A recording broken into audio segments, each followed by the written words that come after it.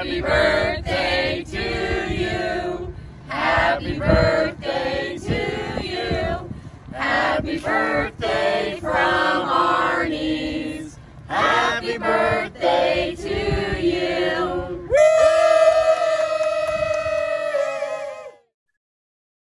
Welcome to our Arni's birthday Zoom with Rob Henry, former Boilermaker quarterback. Well, you played a lot of positions, but you were a very good quarterback from 2009 to 2013. Age 33 today. That's making me feel like that can't be 10 years since you, or 9 years since you left Purdue. But Rob, happy birthday to you. Welcome to the Arni's birthday Zoom, and great to have you on. Awesome. Thanks, Mr. Carpig. Really appreciate it. And, appreciate Arni's as well, right, for sponsoring this. Have fond memories of places like Arni's and obviously Bruno's and Triple X, places like that. Or, really have a lot of fond memories there. Oh, that's good. That's a free plug. Brad Cohen will be happy at Arni's Juniors. It's all good. Is it? I don't know when was the last time you have been back in West Lafayette? I was going to say, has it been since you've graduated? Yes, there was a time. So my sister was living there. For a short time, and I think it was a couple years after I graduated. We went there and visited her. But since then, every year I want to try and get back to a game, and my schedule just hasn't allowed it. But I'm going to try to make it a priority this year to get back this fall. All right. When I always ask this question about birthday traditions growing up, and I know you were from Ocala, Florida, but I don't know if you spent your entire childhood there. But tell me about what went on in the Henry family, or what goes on now. How do you celebrate that birthday? Yeah. So when I was growing up, I actually grew up in Tennessee. That's my family is from originally, and so I moved to Ocala to attend a private school for mostly for athletic purposes for the most part, and had a great experience there. But growing up in Tennessee, usually the town that I grew up in, we don't have in my hometown, there's no red light or anything. Yeah.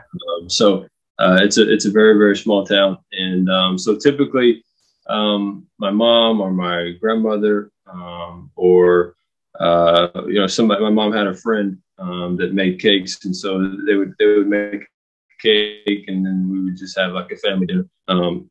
Since then, I try to approach every day and try to be the same, right? Try to have some consistency, whether it's birthdays or holidays, so I don't really make too much of a big deal out of it. However, my wife is from South America, from Colombia. And the culture is a little bit different with them. And so every year she says, hey, look, I'm not cooking. We're going to go somewhere and do something. So, today we'll probably just go to a restaurant and have a meal, and that'll be pretty much it. I was going to say, the Rob Henry I knew in your time here is about as consistent, a consistent guy, a leadership guy. Talk about that experience at Purdue. And first, I totally spaced the fact I knew you were from Tennessee before you went to Ocala. But how did you first who first knocked on your door when you were recruited to Purdue? I want to think it was either Danny Hope or Brock Spack, but I can't remember what the story was. That's correct. So it was both of them, Coach Hope and Coach Spack. So obviously, Coach Hope was the head coach, coach in waiting, coach in waiting, and coach in offensive line, and so he and Coach Spack both recruited me, and I remember going to a camp, and then shortly after, before or after I committed, he brought on Gary Nord, who I knew, who was at FAU, and I go on some camps there and stuff. And so it was a really good fit. Obviously, Coach Hope had ties to Florida and recruited Florida very heavily. And then bringing on Coach Nord was a comfort level for myself and my family who had met him at FAU. So, all those things sort of tie in together. I think I remember Brock talking about this guy, Rob Henry, man. He is measurables. He can do unbelievable. He's the most athletic guy I've ever seen. So they were tooting your horn, and you proved to be just that in playing multiple positions. Some of them obviously because due to injury and those types of things, but you could prove that you could play a lot of things. When you had that experience and you had to redshirt a year, came in 2010. Right. Getting a chance to play. Talk about that experience of your early years.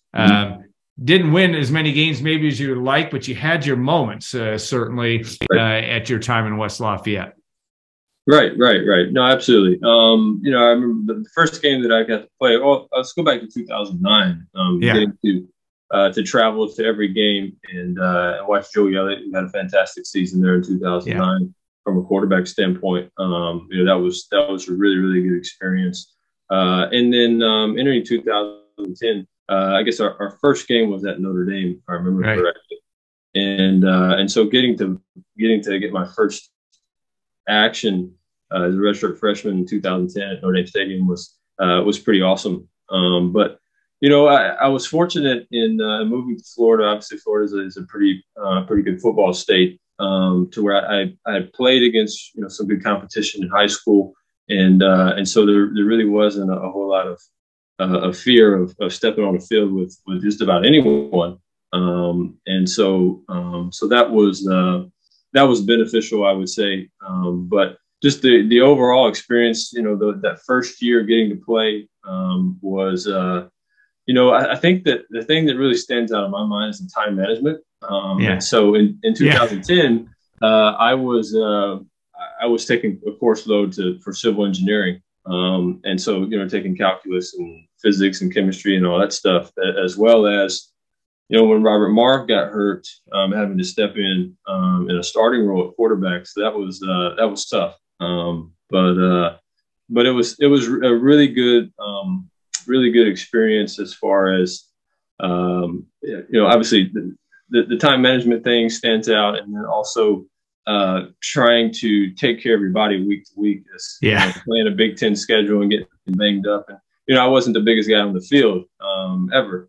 And obviously I ran the ball a good bit playing quarterback and other positions. And so trying to recover. And obviously Doug Boersma is still at Purdue, and he and his staff did a great job week to week, just trying to help us to get to a point to where we could play week to week. So those are sort of the things that stand out to me.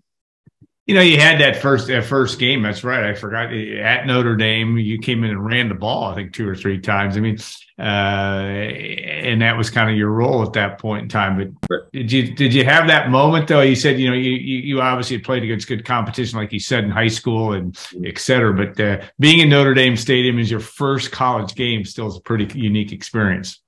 No, absolutely. It was, you know, anytime you go into a large venue like that you grew up watching on TV, especially coming from a small town like I did, right? You kind of view that in a different light because it's such a big stage, and it's the only thing you see on TV. And coming from a small town like me, there's only, you know, a handful of people that have ever been able to step on a stage like that. And so it was certainly humbling, but at the same time, it was. I kind of had the mindset of, hey, this is what I worked my whole life for, pretty much, you know. And so let's go seize the moment. You had a tough experience, obviously, with a coaching change between your junior and senior year, and a new coaching staff goes on. You know, you talk about being consistent in life and taking what comes your way. What was your takeaway from that experience? I mean, it certainly was a time of change, and a whole new staff comes in for your senior year. But tell me what you internalize today from that time. Yeah, you know, I think. And obviously, with the staff that came in my senior year, obviously we were all trying to win, right? Yeah. And it just didn't really work out the way that all of us wanted to. So you know, you look back on it and say, hey, you know, I don't really have any regrets. We worked extremely hard trying to implement a new offense, a new system, and, you know, all the new staff and stuff like that. And you know, it was just a new style and a new system that, you know, was a little bit different than what everyone that was in that locker room had been recruited to and was used to with Coach Hope. And so it was going to take some time and to kind of get things switched over. And so, that first year which was my last year, was a little bit difficult. But at the same time, you just learn to, no matter what life throws at you, whether it's, good or bad, you just try to continue to work. That's really all that you can do, right? Is continue to put one foot in front of the other and give your best effort every day. Yeah. Do you have a favorite saying that a coach told you, whether it be Coach Gary Nord or Danny Hope, or something that you either have in your mindset every day, or a funny thing that coaches have coachisms all across the board? Anything that you remember that you say, boy, that's what Danny Hope said to me, and this is what I at least is in my wheelhouse daily? Yeah, that's a really, really good question. Off the top of my head, I really can't think of anything, Mr. Carpick. There was obviously a lot of things that I learned from Coach Hope, Coach Nord, and then even Coach Shoup. So, Coach Shoup was a historian. I mean, he was really, really big into history, and so there was always a lot of things in the quarterback room that he would bring up that I'd never heard of before. And so that was fun. And then Coach Nord was a comedian in his own right, and he was always a joy to be around. And then Coach Hope was the same. Coach Hope was, probably the thing that I learned the most from Coach Hope was his ability to be real with people, and he was authentic, right? Yeah. He did not change who he was based on who he was talking to or what the circumstance was. He was always going to speak his mind and not change, not be anyone different than who Danny Hope is, right? And so so that's something that I admired and take away in my whole life. Yeah, I don't think there's anybody more authentic than Danny Hope in our dealings with him as well. Absolutely. All right, tell us a little bit about what you're doing in the Sarasota area, real estate and et cetera, and anything you care to share about your family life as well. Okay, all right, awesome. So I got a lot of irons in the fire. So I'm involved in real estate.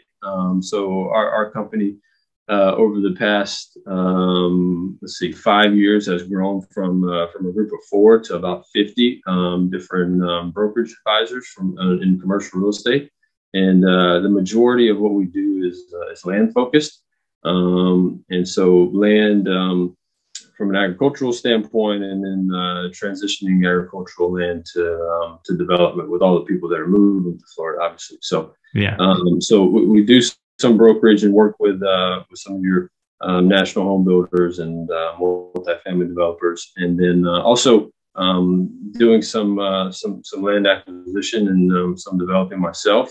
And then in addition to that, like I mentioned earlier, my wife is from Colombia in South America, and so we started an outsourcing firm, and it's called South Desk. So it's staffing and business process outsourcing. We have offices in San Jose, Costa Rica, and Medellin, Colombia, and sort of in a trajectory to be able to hire about 10,000 people by the end of this decade, and so that's something that is a passion of my wife and I, and obviously it's with the demographics here in the United States shifting towards it's 19% Hispanic now, and then by the end of this decade it'll probably be closer to 25%. The need for a bilingual workforce is natural, right? And obviously we've had our economy has had some issues with employment, and so that was an opportunity that we took a few years ago, and it's working out well for us. Good. I know you have to be able to multitask. You did as a player. Yes. You do in family and work life, and we wish you well. And we also hope you get up here. I think you'll like Ryan Walters, and Purdue's new head football coach. And you won't believe, if you haven't been in the Coachich Center, just how, you talked about that time management thing. I think a lot of that's in college, a lot of that stuff's being worked out. Those guys got a good situation in terms of what a great facility they have there. And it's good, and there'll be some good football ahead, I think, for Purdue, and hope we can get up here soon. So, Rob, happy birthday! Have a great day, and best to you and yours. And we appreciate your time so much this morning. I know you're a hardworking guy, and you got a busy day ahead of you, but we appreciate you taking the time to join us. I appreciate it, Mr. Karpik, and I'll say one thing. I agree with you. I think Coach Walters is, obviously I've seen Drew Brees has been involved some and been on campus, and the facilities there look amazing, and he's done a good job assembling a good staff. Look at it from an offensive standpoint. Graham Harrell and Seth Nagy are certainly names that I remember and deserve respect in the football world. So I'm excited to see what he does, and hopefully be able to get it for a game this fall. All right, thanks so much. Have a great one. Thank you. All right, you too.